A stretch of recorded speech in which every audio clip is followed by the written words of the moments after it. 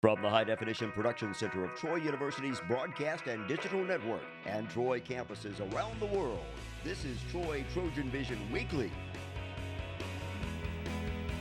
Hello and welcome to Troy TrojanVision Weekly. We're glad you joined us for this look at what's happening in and around Troy University. I'm your host, Aaron Taylor. The official spirit of the state of Alabama will soon be made in Troy, as a whiskey that had its origin in Pike County is coming home. Lauren Harkson has the details of Thursday afternoon's big announcement.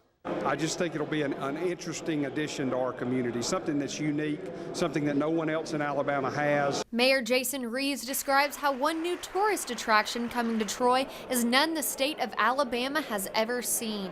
Governor Kay Ivey announced that the city of Troy will be partnering with Clyde Mays in the building of the Konak Distillery. This is a huge opportunity. They're going to employ at least 50 people at an average hourly wage of $25, almost $26 the next 5 years. That means a lot.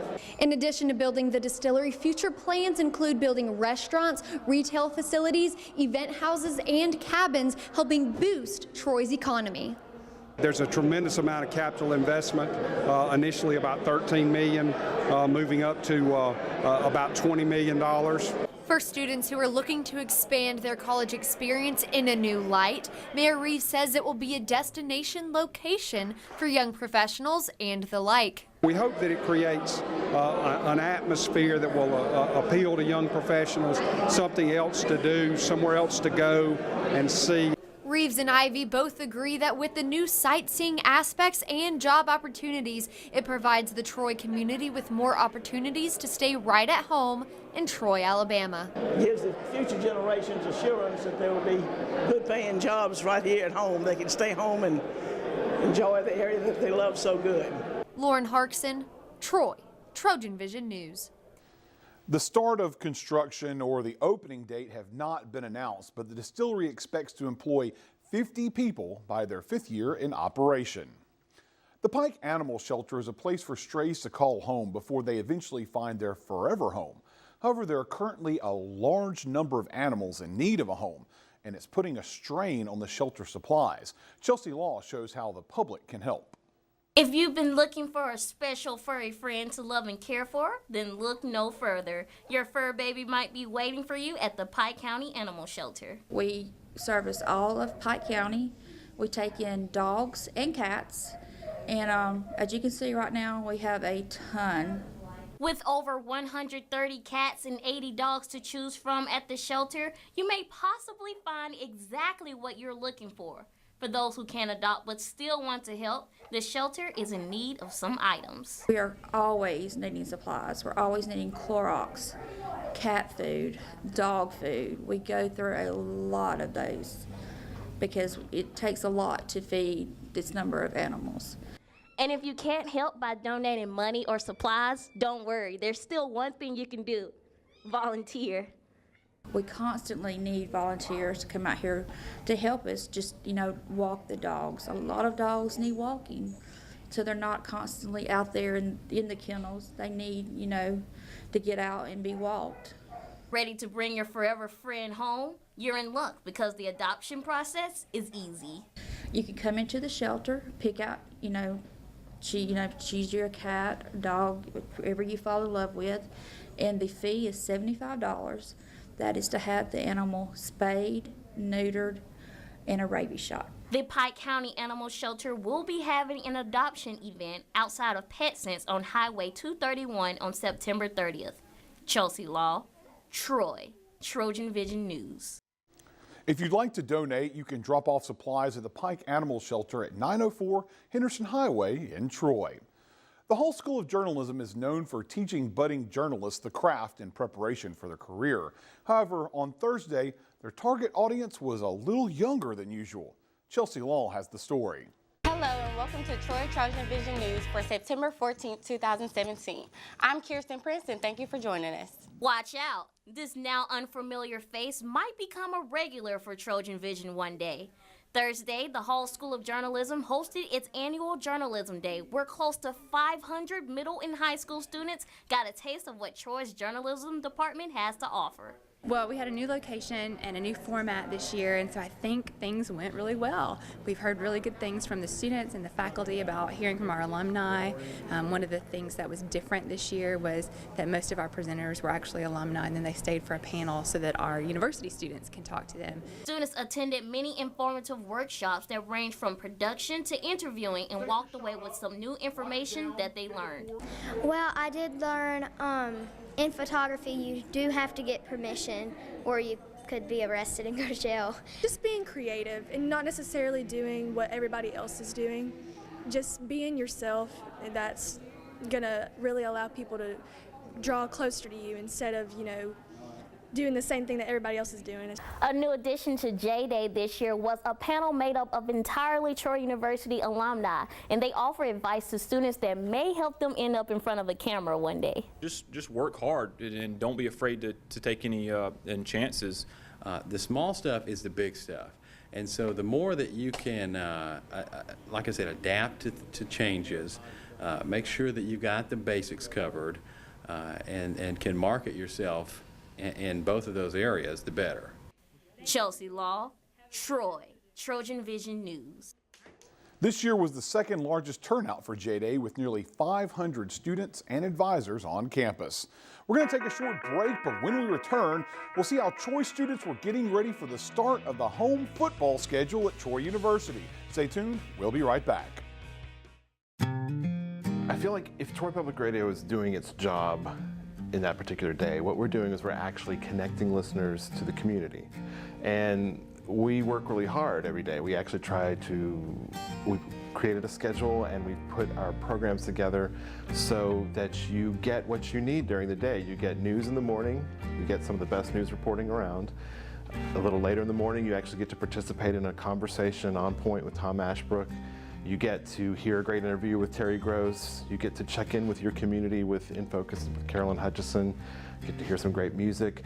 We are connecting you all through the day with our programs and with our voices. And that is what I feel like when Troy Public Radio is doing its job and it's doing what it's supposed to be doing, that is what we want to have happen, because that's what radio does really well, is it actually speaks to you where you are with what you need.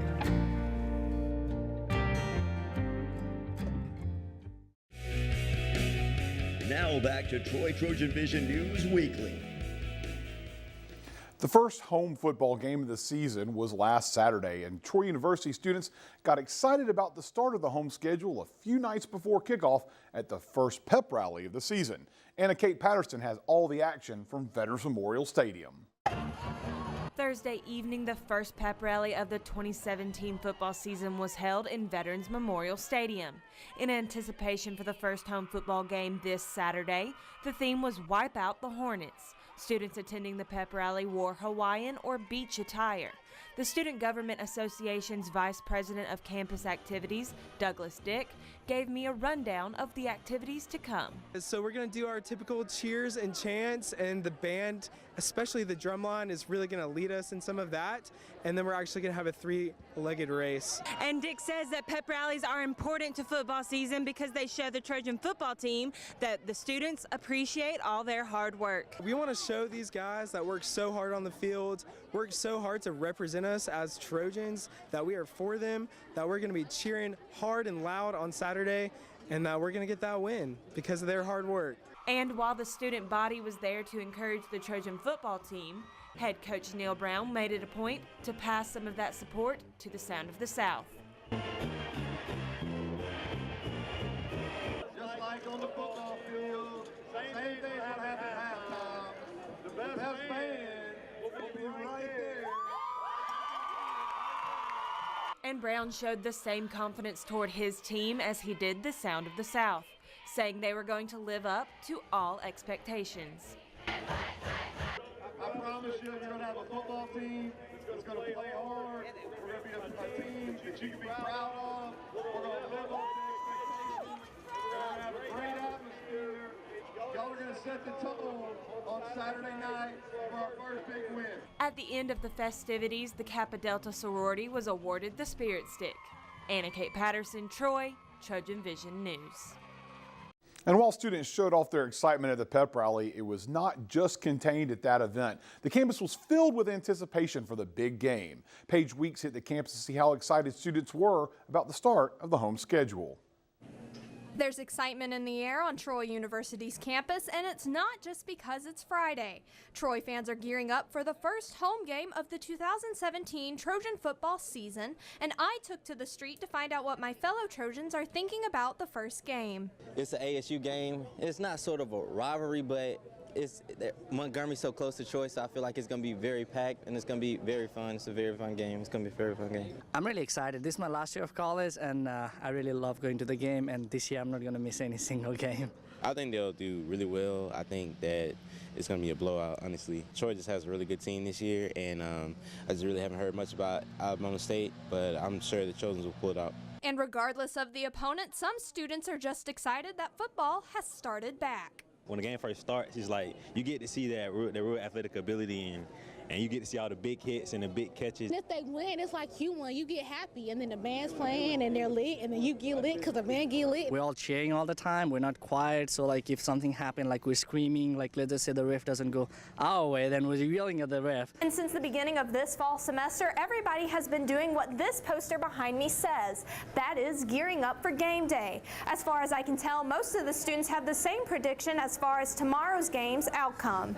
Definitely Troy. I hope we win this game and go Trojans. It should be a blowout. I think we're going to win by like 40, 50 points. Paige Weeks, Troy, Trojan Vision News. And last Friday, Troy University students had a sweet opportunity to get some FaceTime with one of the school's deans. Janae Jordan shows us how. What's a better way to take a bite out of education than to have donuts with the dean? On Friday morning, the Sorrell College of Business held Donuts with the Dean to give students a chance to get acquainted with the dean, faculty, and staff in a more relaxed setting outside of the classroom. So this is Donuts with the Dean. It's part of our Geek Week. This is our community student outreach week for the Sorrell College of Business. So basically what we're doing is giving students an opportunity to meet with the dean and give them any suggestions or ask them questions about anything that's going on. And it's really just a time to get students involved with the School of Business. Donuts with the Dean is all about networking and making connections so that one day the students will be business professionals that have the knowledge to compete in the global business environment. It is also an opportunity to actually engage with the community and with each other. So network with the faculty, network with the dean, network with the business community later in the day. Some of them will be present at the event at the Geek Fest to be held in the square later in the evening. So in essence, that's what this day is about. The Sorrell College of Business hosts a Geek Fest because they refer to their students as geeks, but not the nerdy glasses type of geeks. We want our students to be geeks. And geeks actually means something. We're not talking about your stereotypical geeks. Geeks is an acronym. We want our students to be globally aware, ethically conscious, engaged with the community, knowledgeable, and successful. Geek Fest will be held in downtown Troy on the square featuring the group Park Band at 7 p.m. Anyone is welcome to come. Janae Jordan, Troy, Trojan Vision News. And on Friday night, the Sorrell College of Business held its annual Geek Fest for students and Troy residents to learn more about the college and its programs. Usually the festival is held on campus, but this year the event was moved to a new location with a new connection to the College of Business. Nathaniel Rodriguez has the story. Troy University students and Troy residents headed to the square Friday night for this year's Geek Fest, which was held in connection to the City of Troy's fall parties on the square. We're having the park band play, and we're having a lot of the local businesses involved and everything, and just kind of having a little gathering and gaining awareness for the Sorrell College of Business. In the past, Geek Fest was held on Troy University's Bibb Graves Quad, but this year the event was moved downtown to expand its audience. One of the major things we wanted to do is gain community awareness, and on the quad we definitely had our Troy University awareness, but we wanted to actually engage the businesses in Troy, and what better way to do that than downtown on the square. According to Baum, the Sorrel College of Business also meant to promote its partnership with Troy Bank and Trust, which resulted in the establishment of the Idea Bank downtown. That's like a major thing that we're doing right now. So we definitely wanted to announce that and just make sure that people are aware of the big things that Sorrel College of Business is doing. And as a part of Geek Fest's goal to engage with students, the College of Business raffled out a $500 book scholarship from Barnes & Noble. The scholarship winner, Marissa Davis, said the event helped bring business students and faculty together. It's really fun to see people like outside of the school environment, just hang out with some of the professors, get to talk to them, get to know them a little bit better, hang out with some friends from the business school and people who just come, just have some fun. And the party band is always amazing. Nathaniel Rodriguez, Troy, TrojanVision News. We're going to take another quick break, but when we come back, we'll see why some Troy University students were barking like dogs in the Claudia Crosby Theater. We'll have your answer right after this, so stay with us. At Troy University, our Trojan warrior spirit is manifest in a culture of caring. Our military men and women around the world are making great sacrifices every day. They recognize, and we recognize, freedom is not free. Somebody is paying that price, and we need to support them, and that's what we seek to do. Trojan warrior spirit is reflective not of just a university, but of a way of life.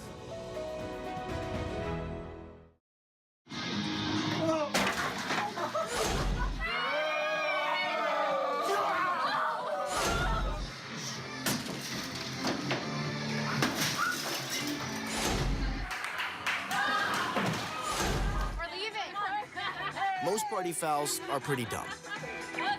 But if you decide to drink and drive underage, you could lose your license and your freedom. Underage drinking and driving. The ultimate party foul. Now back to Troy TrojanVision News Weekly. When someone mentions South America, it's likely that most people think of it as a totally Spanish-speaking continent. However, at the International Student Cultural Organization's last meeting, students learned about one of the countries that defy the stereotype. Nathaniel Rodriguez has the story. Troy University's International Student Cultural Organization held a presentation Thursday night on the only South American country with English as its official language, Guyana. The presentation was given by Guyanese student Alex Brassington and covered the history of Guyana as well as its culture, which is a mix of East Indian, European, African, and Native American influences. My country is a beautiful place, and I love it, but I feel what makes it special is all of the different types of people that live there and came there, and how they came together and made this unique country that is a strange blend of all their cultures. Brassington said that there are some misconceptions about Guyana. For example, some people believe it is actually a part of Africa instead of South America. Another big misconception is, once they learn it's in South America, is that everyone there speaks Spanish, which is actually very far from the truth. I think less people there speak Spanish than do here. Like, less of a percentage of people speak Spanish in my country than they do in America. Everyone speaks English, and pretty much only English. ISCO President Caroline Hughes said she found the amount of diversity in Guyana interesting, as well as the country's geography. Well, I didn't realize that 80% of their country was forest area. I thought that was really neat, and how some of it has been untouched by humans. So that was really cool to learn about that. Nathaniel Rodriguez, Troy TrojanVision News. The next ISCO event will be an all-day celebration of International Peace Day on September 21st. Students barking like dogs, dancing, and generally acting crazy sounds like a pretty fun night on campus. While that may seem like the ingredients for a party, it was actually what was happening on stage Wednesday night on campus. Faith Roswald shows us why. Close your eyes and count to 10.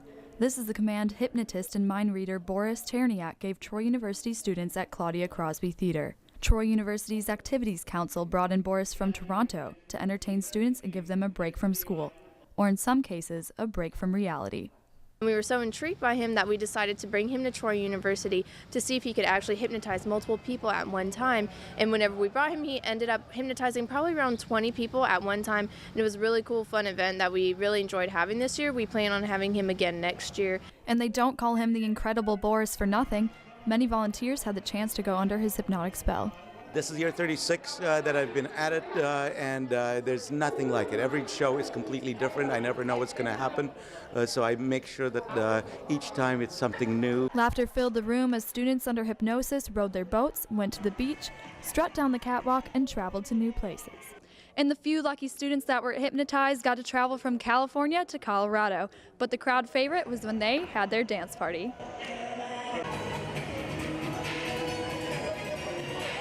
It's a matter of learning how far you can take your own mind and use it for your own game.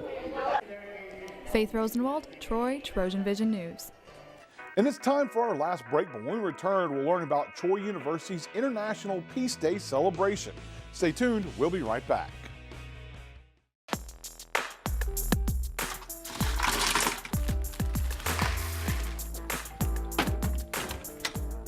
Thank you.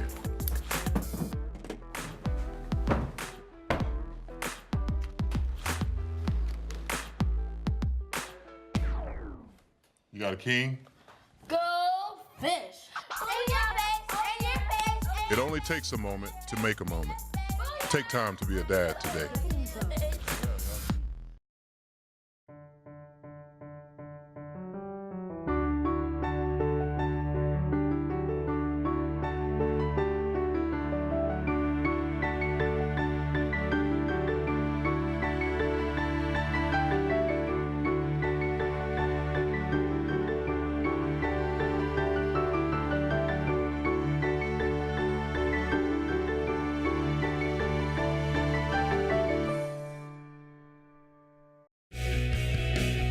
Now back to Troy Trojan Vision News Weekly.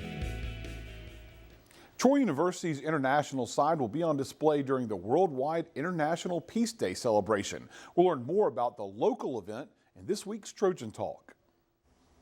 Hello and welcome to Trojan Talk. I'm your host, Aaron Taylor. Today we'll find out how Troy's International Arts Center is helping celebrate International Peace Day. My guest today, one of the curators of the International Arts Center, Carrie Jackson. Carrie, thanks for joining us here today. Thank you. And we're talking about International Peace Day. It's a worldwide celebration. And what better place than Troy, Alabama's International University, to join in on the celebration, and what better place than the International Arts Center to kind of help bring all this together. It kind of tells us about why the International Arts Center decided to become a part of this celebration and kind of be the host area for this small portion of a worldwide event. Right, well, at the International Arts Center, we celebrate, as you know, a wide range of art from different parts of the world.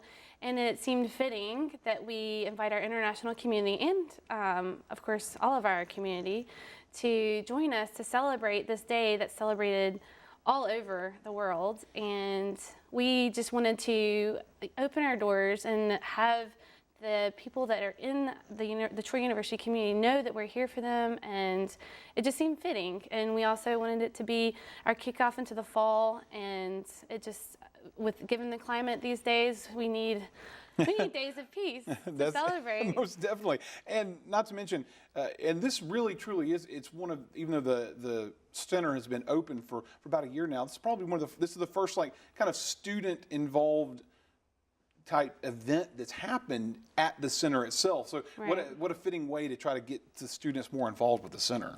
Exactly. We've had several events that involved theater productions. We house the graphic design department. So we have students filtering in and out since day one.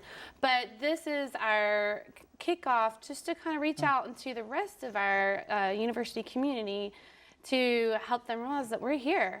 So and it's there and it's open to them. Now let's talk about the activities, because there's a whole day's worth of activities going on, and with a couple of those events taking place at the center. But kind of give us the rundown of what folks can expect if they want to participate in the International Peace Day activities here on campus. So great, yes, it starts at 9 o'clock. We have a free yoga session from 9 to 9:45. And that will take place in the back part of the International Arts Center next to our Peace Dove by Noel Hollis. And then the day will continue. We'll have a meditation session from 11:45 to 12:15. And this coincides with the noon moment of peace that we encourage all of the university to take part in if it's possible. This is a moment that you find in all around the world. It's they call it the peace wave at noon. So we encourage that, but that will take place during our meditation. And during the middle of the day, from 10 to 2, we have peace flags that we're making in the main quad. SGA is kindly helping us out with that event. And so students and faculty, staff can all sign peace flags, which we will display later at the International Arts Center. And the big event is in the evening at 7:30, we'll have what we call a peace gathering around the Peace Dove in the back plaza, the Daniel Foundation of Alabama Plaza. And ESCO is actually meeting at their normal time at 7 o'clock in Howell Hall and walking over to the gathering with their flags from their countries.